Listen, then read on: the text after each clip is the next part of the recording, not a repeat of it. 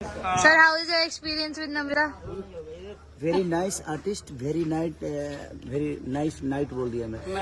हिंदी में हाँ, बहुत अच्छी आर्टिस्ट है ये, बहुत अच्छी खूबसूरती के बारे में तो मैं नहीं बोल सकता, क्योंकि खूबसूरत चीजों की तारीफ नहीं की जाती है।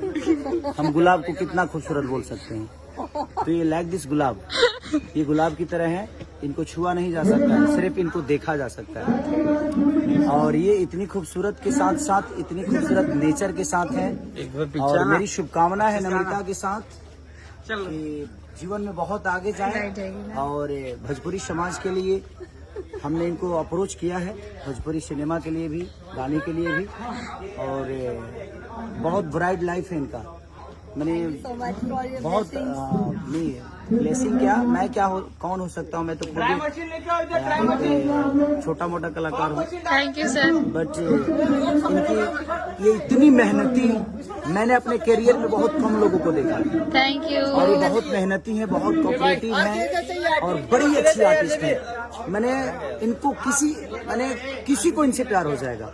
Thank you sir. मुझे हो गया यार, मैं क्या करूं? थैंक आगे यू। जा रही हैं तो अब मुझे सपने में तो आएंगी। Thank you.